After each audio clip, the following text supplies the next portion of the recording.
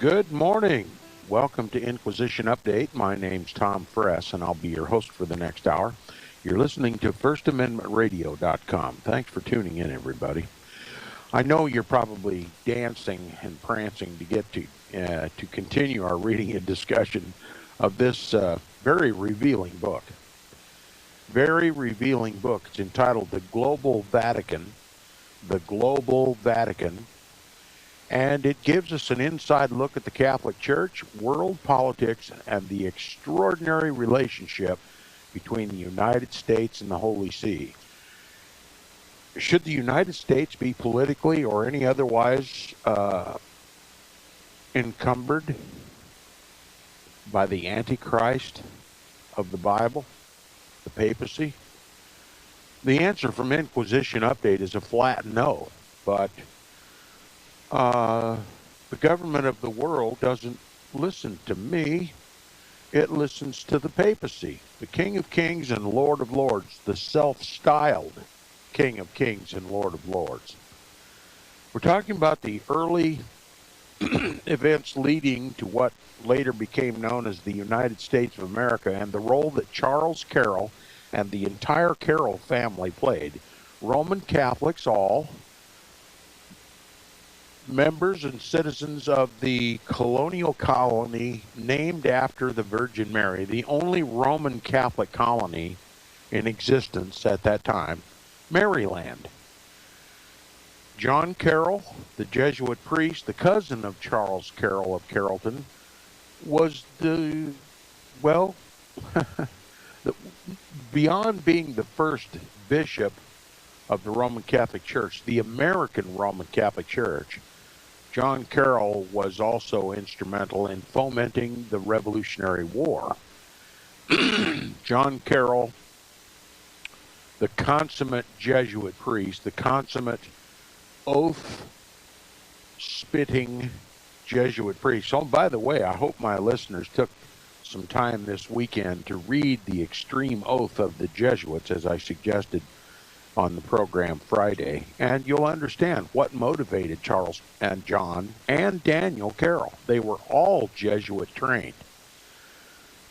Could be technically justified in saying that they were all three Jesuits, although so far as we know, John is the only one that took the oath.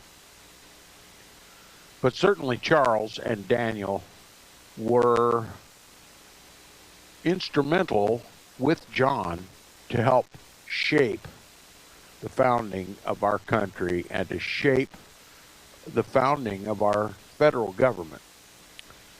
Now, we concluded in some comments about Charles Carroll last time. We'll back up for continuity purposes. The first full paragraph on page 39, if you're following along in the book.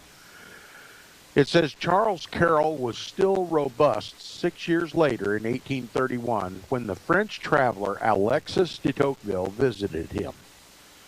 De Tocqueville was delighted to meet this living, breathing relic of American history and found Charles Carroll to be a man of intelligence and culture.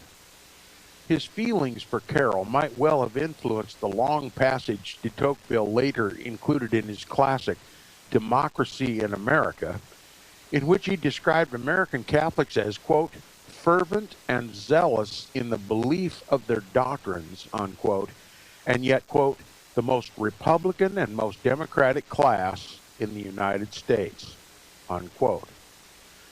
Now, de Tocqueville's assessment notwithstanding, anti-Catholicism was already sweeping through the country by the time Charles Carroll died at 95 on November 14th, 1832.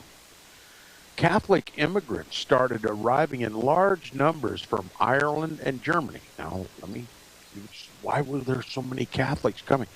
Because there was an unholy alliance between the papacy, the Jesuits, and the monarchical families, the monarchs of Europe, who had been basically unseated by both the Protestant Reformation and the French Revolution. They had lost their control. And it was due largely to the example set by America. Democracy.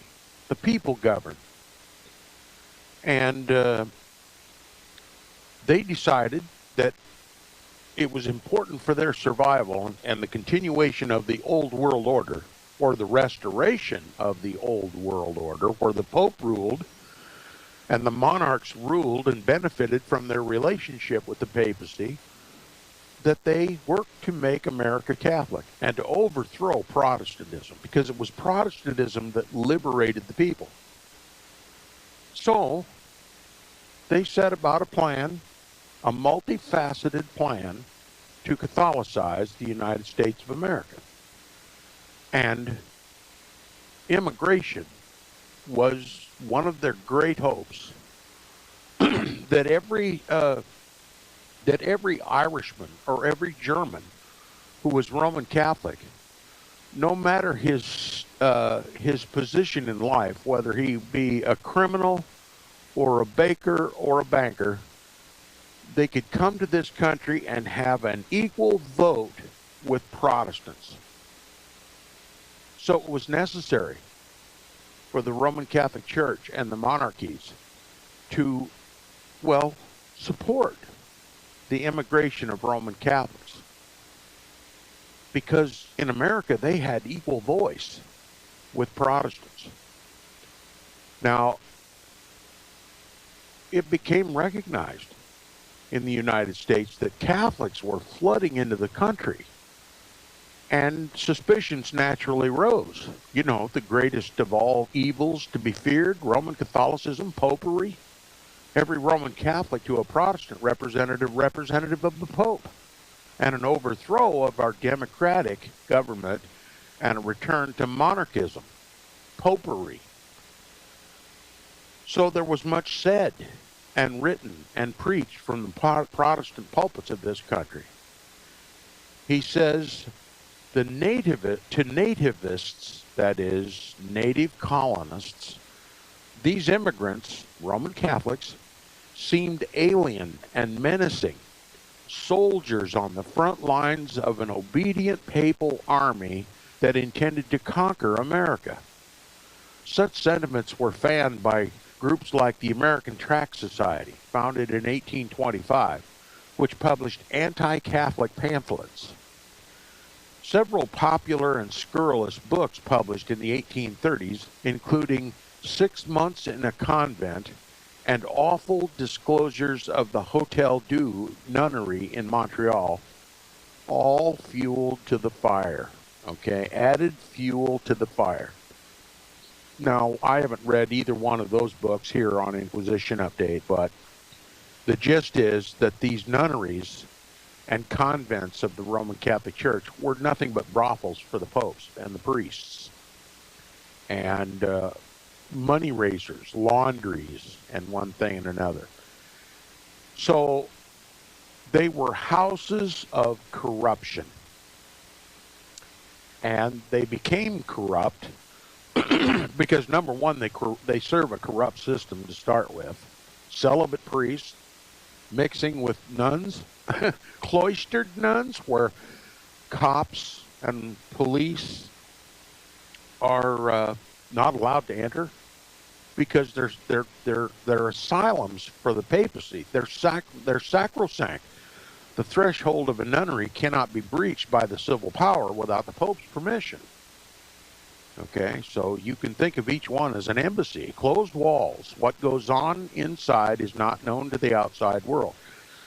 And we have many legitimate, now this author calls these illegitimate works, but there are many, many legitimate exposés of what goes on in these nunneries written by Roman Catholics themselves. So the assertions made in these books, while they may or may not be fictitious, were certainly representative of the overwhelming evidence coming out of the nunneries and the monasteries of the Roman Catholic Church. So the author can argue all he wants, but the truth is, well, irrefutable.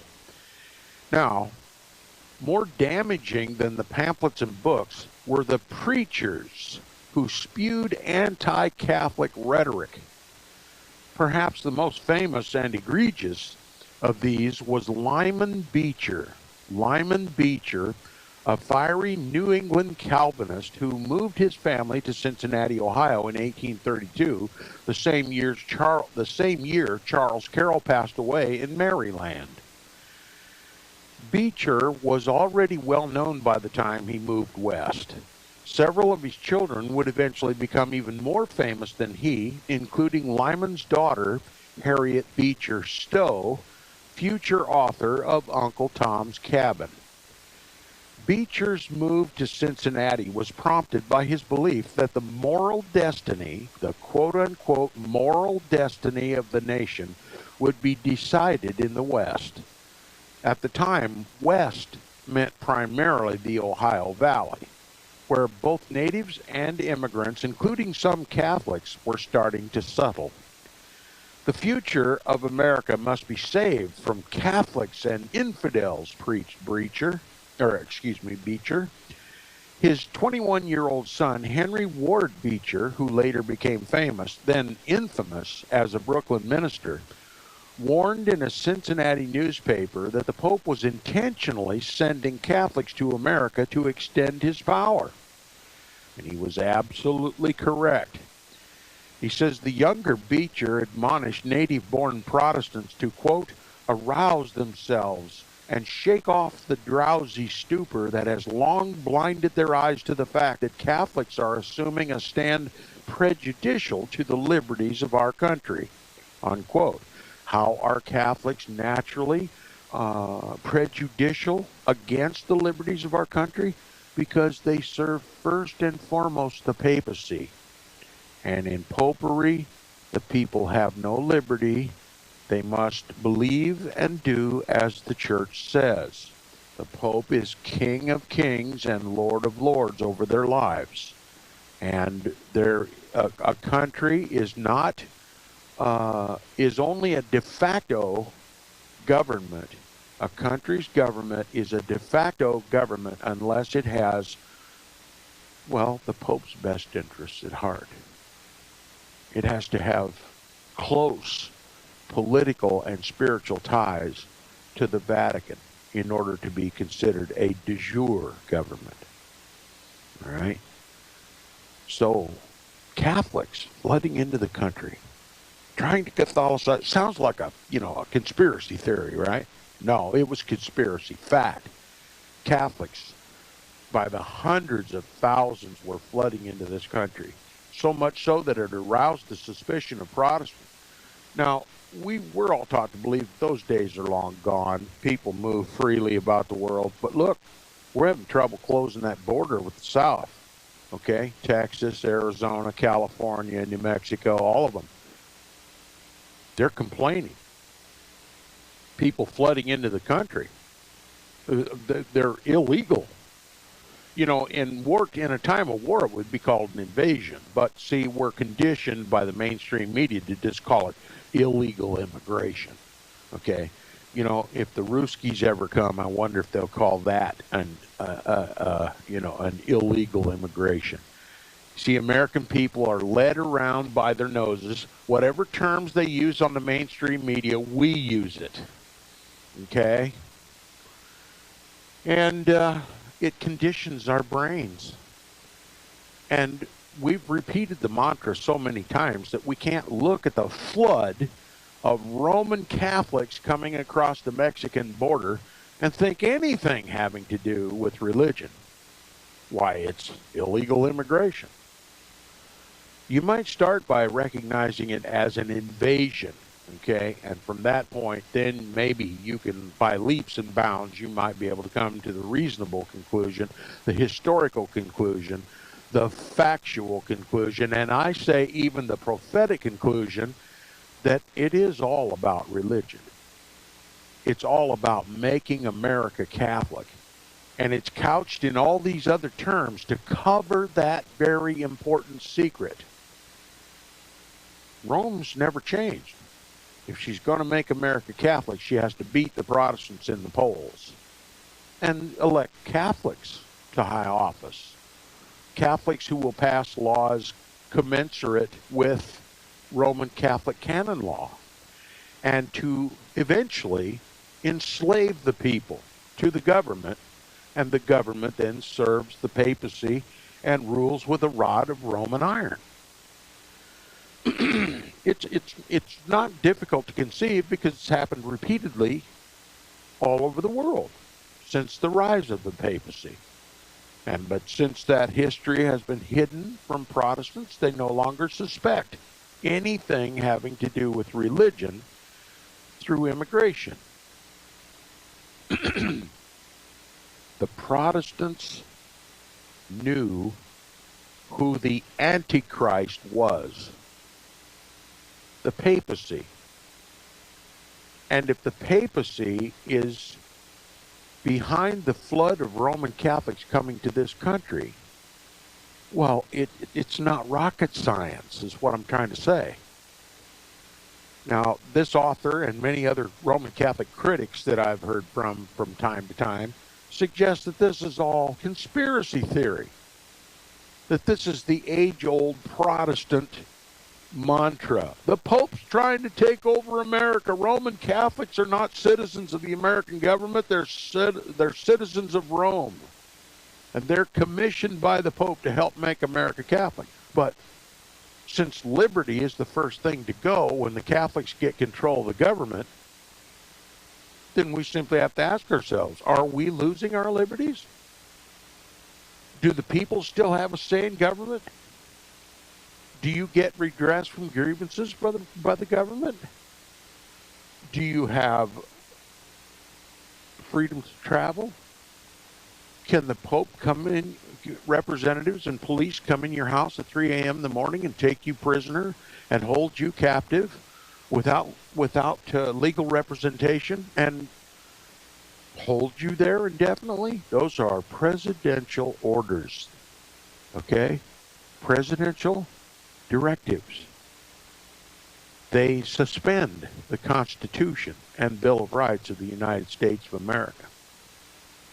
The evidence is overwhelming. I could spend the rest of the program demonstrating to you, item by item, how Protestantism, that is liberty, has been curtailed. We're living in a police state.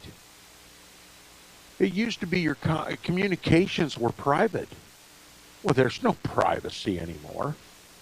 The government has access to everything you do and say on the internet, on your telephone, even in typewritten letters. I just, I'm not going to take the rest of the program to delineate all of the liberties that have been destroyed by this papist government. I'll let experience teach you how much liberty you've lost because of Roman Catholic immigration, Roman Catholic elevation to the most powerful positions in American government. And maybe you'll understand the significance, the very important significance of not only is there a controlling majority of Roman Catholics on the Supreme Court, much more important than that, there's not one single Protestant on the court. Since they're the ones who interpret the Constitution and the Bill of Rights, it's in their hands how they interpret that Constitution, how your rights are defined. In Roman Catholic canon law, all rights proceed from the Pope. and he may give rights, and he may take them away. Remember when the Pope crowned Charlemagne? It was strategic. Charlemagne hoped to gain a whole lot of respect and power and prestige by having the Pope place the crown upon his head, but he never bargained that since the Pope put it on his head, he might be able to take it away. That's Roman Catholic canon law. Whatever you take from the Pope, he can take it away. Just like whatever you take from the government. Benefits, licenses, the government can take them away. See? The beast and the woman that rides it. The Roman Catholic Church and the government. All right. Chapter 4 of the book is entitled Pio Nono and the Turning Point. Pio Nono is Latin for Pius IX. Pope Pius IX. It begins with a quote from E.E.Y. Hales. It says, if with Shakespeare we were to choose for our title the suffering tragic hero, then the middle of the century would be called the age of Pio Nono. Okay, one of the most powerful popes in history, one of the Jesuit popes. This one was Jesuit trained. So this is going to be an interesting chapter in the book. The man known to the world as Pio Nono arrived in Rome in the late spring of 1846 on a current of optimism.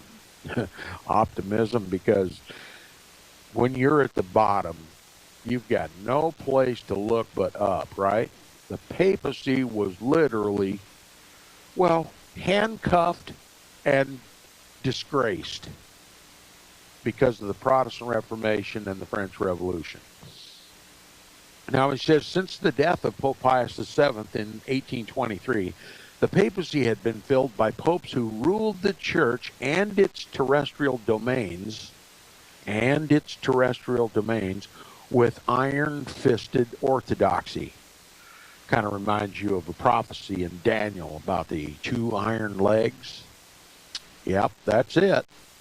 Now, each of the popes, Leo XII, Pius VIII, and Gregory XVI, had lived through the terrible years of French Revolution and the indignities of Napoleon. As a result, their reflexive response was to reject anything hinting of liberty or reform. The least of these, Gregory XVI, despised newness so intensely that he banned railroads in the Papal States. By the time Gregory died in 1846, the College of Cardinals was ready for a change. I find that amusing because, the Roman Catholic Church says that the Holy Spirit elects the Pope.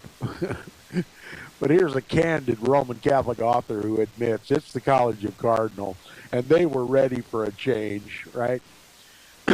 Now, the conclave chose Gregory's successor after just 2 days of deliberation. You talk about the fast track to Antichrist, that's it. 2 days to decide who was going to be the next Antichrist. He says the new pope's given name was Giovanni Battista Ferretti. Okay, Giovanni Ferretti. For his papal appellation, he took the name Pope Pius IX in honor of Pope Pius VII, the Pope held captive by Napoleon. In Italian, Pius IX translates as Pio Nono. The Italian version resonated so well that the rest of the world soon adopted it. Pope Pius IX was neither as brilliant nor as erudite as some of his predecessors, but he was widely admired for his industry, charity, good humor, and most notably his moderately liberal views. He was also, at 54, a relative youngster among popes when he assumed the throne of St. Peter. An infant during the height of the French Revolution, he had not been seared by the fires of Paris. He seemed a just man, to move the church beyond the difficulties of the past and find an accommodation with the fast-changing political and economic landscape of the mid-19th century Europe. So a transition pope, we'll hear more about Pio Nono, as he was known, right after these messages. You're listening to Inquisition Update on First Amendment. Welcome back from the break. You're listening to the second half hour of Inquisition Update. If you would like to contact me, please do so by email. My email address is tom@seawaves.us. And if you'd like to hear Inquisition Update continue on First Amendment Radio, please support First Amendment Radio, who sponsors the program. Back to Pope Pio Nino, as he was sometimes called in the United States. Pio Nono for those Roman Catholics, Italians, and others. I call him Antichrist, and he'll answer to all three. It says the first months of Pius IX's reign were exuberant and hopeful. In contrast to the reserved and severe, and I would add the word conservative, pontiffs of recent years, Pius was a natural bon vivant who hosted garden parties, loved to laugh, enjoyed an occasional pinch of snuff, and conversing with women. His humanity only added to his esteem among Italians. He was a pope, yes, but he was also a man of the world, a man of the people. I would call him the man of sin, the man of sin, the son of perdition, the one who deceiveth the whole world. The papacy is nothing but what the people grant him. He has no authority whatsoever from God. His power comes from Satan. He is on this earth to tempt and to try God's people. Will you pass the test? Or will you allow his mark to be upon you? That's the question. Pope Pius IX immediately undertook a number of reforms to modernize the papacy. Mainly, these reforms pertain to the governance of the papal states. The papal states were the terrestrial patrimony, the patrimony of Peter, it's called, held by popes since the domain of Pepin in the 8th century. This is what the papal states were created to help support financially the Roman Catholic Church and the papacy. And it made the Pope a king, a governor. And of course, the papacy has been in the process of extending his kingly domains to global status. Okay, he'd conquered Europe prior to the Protestant Reformation and the French Revolution, and seemed for a moment to be dead, but has been reborn and is now alive and establishing a global government. That's the New World Order. Now, he says by the mid-19th century, they included about 16,000 square miles of land, a sizable portion of central Italy, covering Romagna, Marche, Umbria, and Lazio. The city of Rome, too, remained under the rule of the papacy, as it had been, with occasional interruptions, for centuries. These combined territories made the Pope a temporal sovereign, as well as a spiritual leader, king and priest. This duality was the problem with the papal states. Listen to this. Popes had tended not to be very good temporal rulers. Popes had tended not to be very good temporal rulers. Poor administration and draconian, that is Roman Catholic canon laws, combined to produce resentment and poverty in the papal states. And we're going to allow this jerk to rule the whole world. You know, here this author is admitting the popes were bad temporal rulers, They had draconian laws, poor administration, and poverty was the identifying characteristic of the papal states. But our Roman Catholic politicians in Washington are helping to elevate him to global status. And the United States doesn't see anything wrong with that, because there's no protest anymore. Nobody seems to know who the Antichrist is anymore. Believing in a fiction, a Jesuit fiction, a future Antichrist that hasn't set foot on terra firma yet. That's a product of Jesuit casuistry and sophistry and downright lies, twisting the scriptures to deceive God's people. We bit the bait. Now it's time for us to get back on the Protestant wagon and destroy this idea of a future Antichrist and a future 7-year period of time when the Bible was speaking about Jesus Christ and his 7-year ministry on this earth. That's basic ground. Look, if you believe in a future Antichrist, as the Jesuits have taught us, about Daniel chapter 9, verse 27, 26, and 27, when Daniel chapter 9, verse 26 and 27 was talking about the coming of the Messiah, the precise time of the coming of the Messiah and his 7-year ministry, if you believe that is incorrect and is speaking about a future Antichrist and 7 years of great tribulation, you've just plain rejected Jesus as the Messiah. Indirectly, but that's the ultimate aim of that false teaching. That's the ultimate aim of futurism. To deny that Jesus was the fulfillment of it. And to present to the world a false Christ. That's the whole purpose of futurism. I hope my listeners will take some time and read Daniel chapter 9, particularly verses 23 through 27, and ask yourself the question throughout: what single part of this prophecy did not Jesus Christ himself fulfill completely and perfectly 2,000 years ago? And then ask yourself, what is the motive of twisting that simple prophecy into some future gobbledygook that has been gobbled up by all the grotesquely apostate churches? And then stop to realize that that belief, as prolific and uniformly taught in the churches today is, that opened the door for ecumenical reunion with the Roman Catholic Church. They call it interreligious dialogue.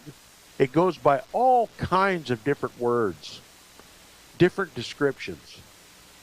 But that's what it is, to bring Protestants who no longer protest the papacy because they believe in a future Antichrist, to bring them back under the temporal and spiritual authority of the papacy.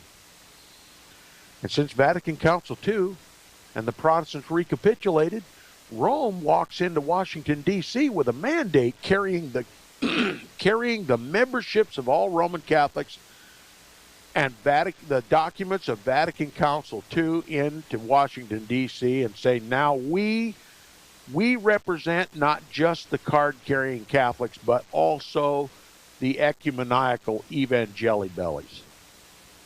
And we have a political mandate. We want Catholics on the Supreme Court. We want Catholics in Congress. We want Catholics in the Senate. We want, well, we tried a Catholic president. We had to take him out. But we need a Catholic in the White House, and he can profess any religion he wants as long as he obeys us.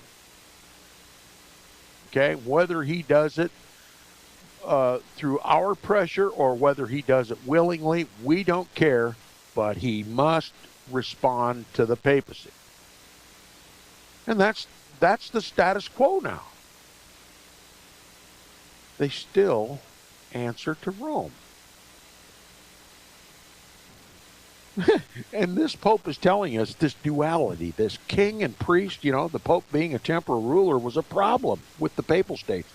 Popes had tended not to be very good temporal rulers. Now, it stands to reason if the papacy's not a very good temporal ruler, if he picks all the temporal rulers in the United States of America, we're not going to have a very good government, are we? No, indeed. Do you think the government's good? Don't answer that. Popes had tended not to be very good temporal rulers. Poor administration and draconian laws combined to produce resentment and poverty in the papal states, which, in turn, undermined the position of the church as a paragon of spiritual charity, a spirituality and charity.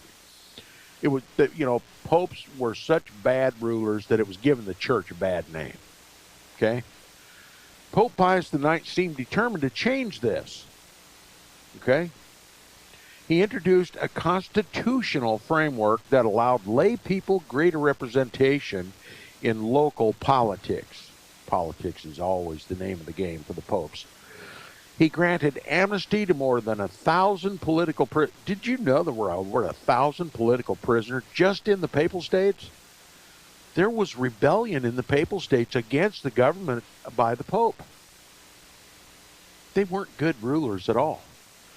He says he relaxed restrictions on the press and ended some obnoxious burdens imposed on Roman Jews and by previous popes, such as exclusion to walled ghettos. There's the liberty that the Roman Catholic Church loves to talk about.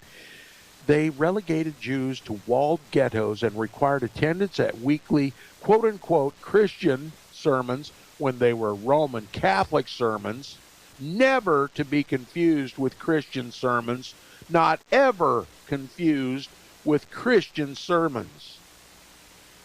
Okay? Jews had a choice. You either get baptized in the Roman Catholic Church or you go to the ghetto. So much liberty, see? The Roman Catholic Church has a doctrine that since the Jews killed Christ, they're Christ killers. And they've been replaced in the world. God has replaced them. With whom? Why, the Pope, of course, and the Roman Catholic Church. So the papacy has taken a historical position of persecution, torment, torture, forced, coerced conversion to the Roman Catholic Church, or else. That has always been the position of the Roman Catholic Church. It's still the position of the Roman Catholic Church. And you can think of the modern nation state of Israel as a giant ghetto for the Jews. That's why there's no peace in Israel. That's why there'll not be any peace in Israel until the Prince of Peace comes. Okay? There's not going to be any peace for the Jews. There was never intended to be peace for the Jews. Israel was created by the Vatican. Israel was occupied by Jews because of Roman Catholic persecution in Europe. The very persecution this author admits. That's why they live in Israel. It's intolerable to live anywhere else. And the Pope has a plan. The papacy has a plan commensurate with its replacement theology. It's either going to forcibly convert those Jews to Roman Catholicism through its government, or they're going to be annihilated, and they can go either direction. All this talk about peace in Israel is the biggest pipe dream. It's the biggest lie, and people buy it like you wouldn't believe. Look, I got a question to ask you. I grew up in the Protestant churches in this country, Baptist church mostly. Pentecostal churches when I was younger, a Baptist church when I was older. They all love Israel. They all love the Jews. They all want to see them get saved, and they're all wanting to support Israel. What do they want the Israelites to do? Well, they want them to build a temple. When Jesus said God no longer dwells in temples made with hands, they want them to begin animal sacrifices again when the blood of lambs and goats never washed away sin. Do you see the abject apostasy of the Christian churches in this country?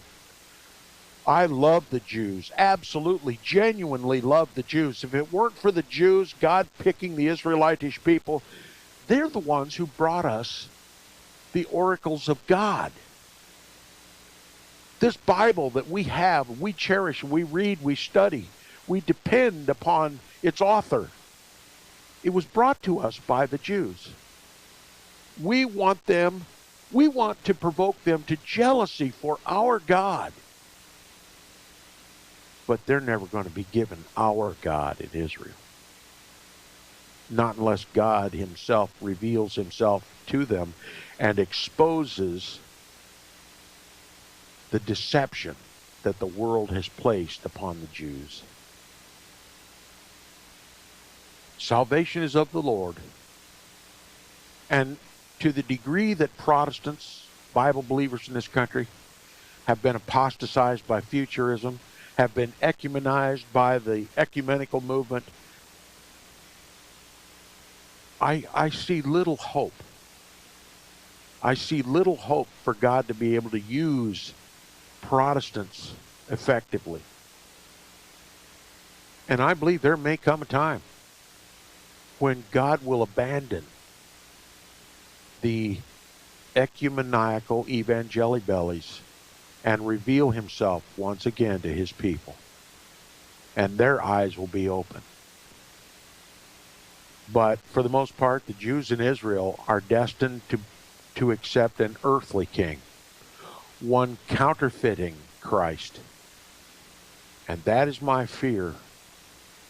And none of it would have been possible without futurism and Vatican Council II, and the uniting of all the so-called Christian religions together in support of this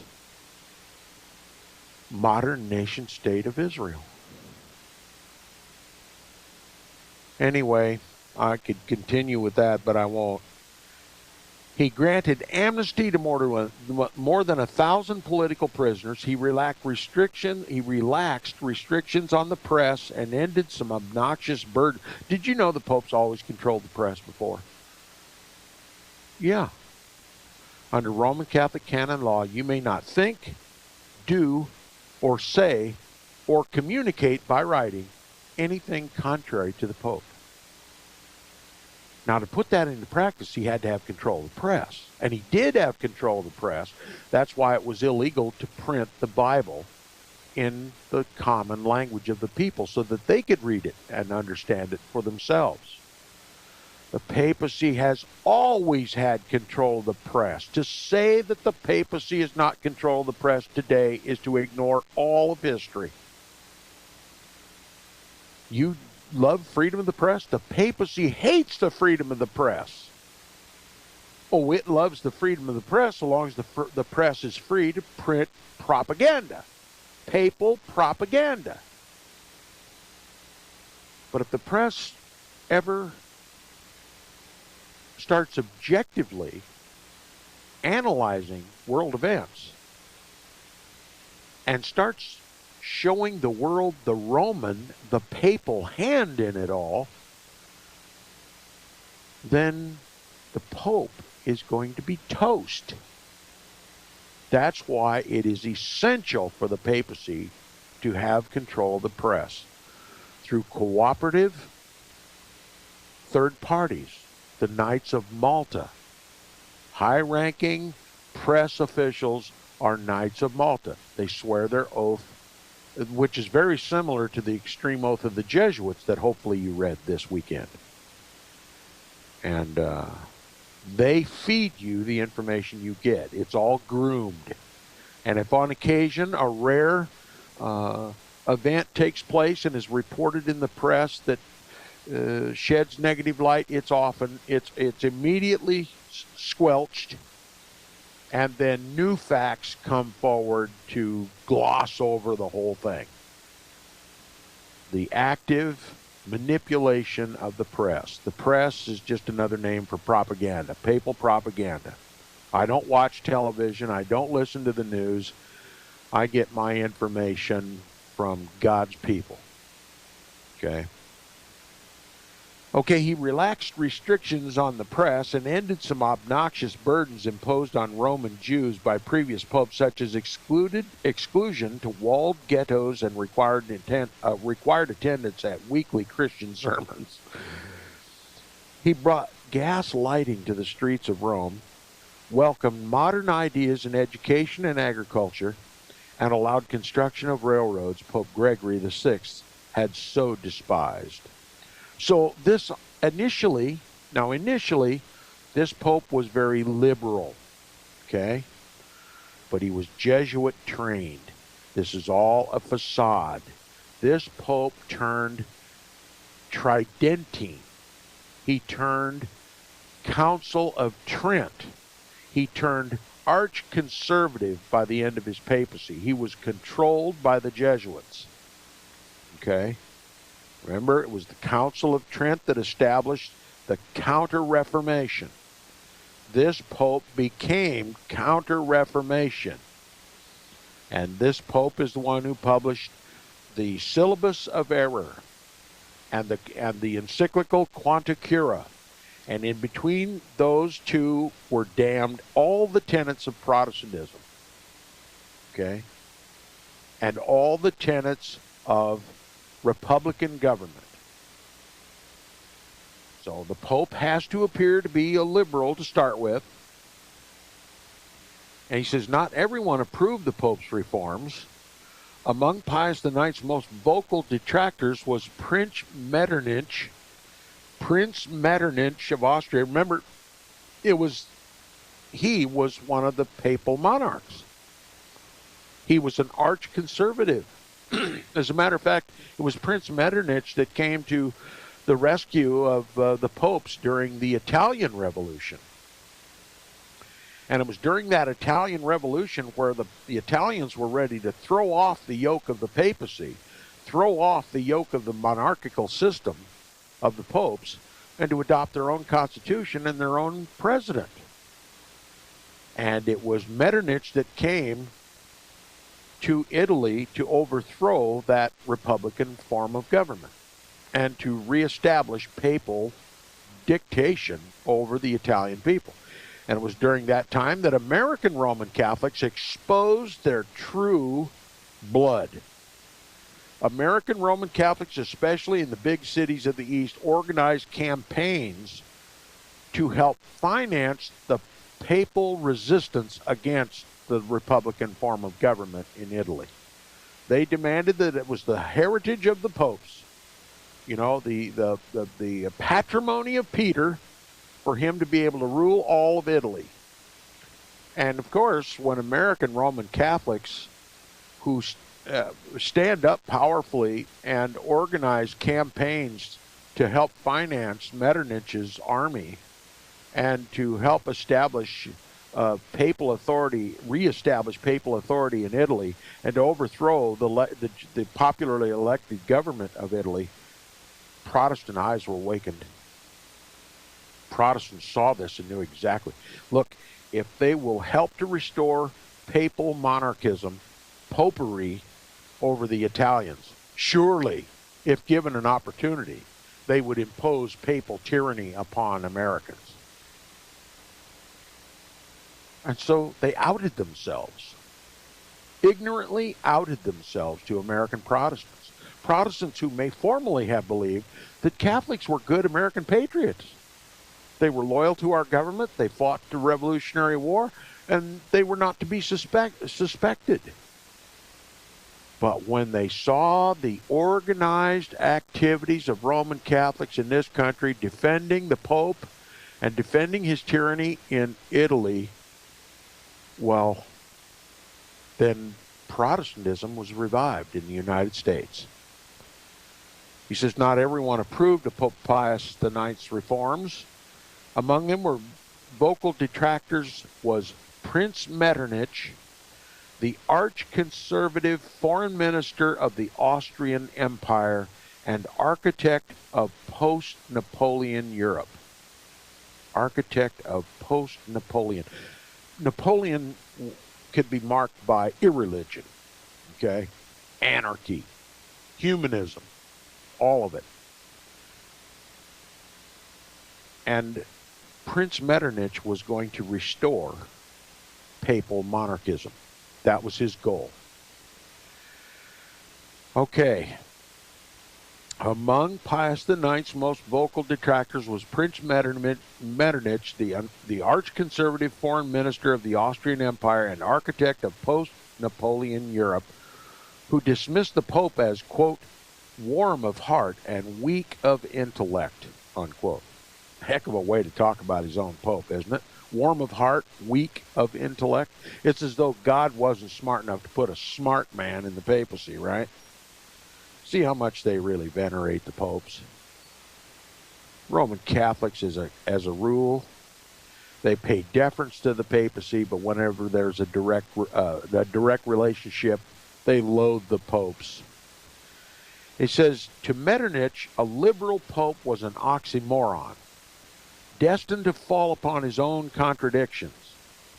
For the moment, though, the popular reaction remained mostly adulatory, not only in Italy, but of all Europe. Pius IX was praised as a hero of reform at a moment when social and economic revolutions were occurring throughout the world. The United States was not immune to the excitement surrounding the new pope. Given their own positive experience with democracy and independence, Americans generally supported the Pope's transformations and his apparent embrace of liberal ideas. Liberal equates to suspension of papal authority and giving the people a little more liberty and a little more authority in government. Okay, that's the way you should view this.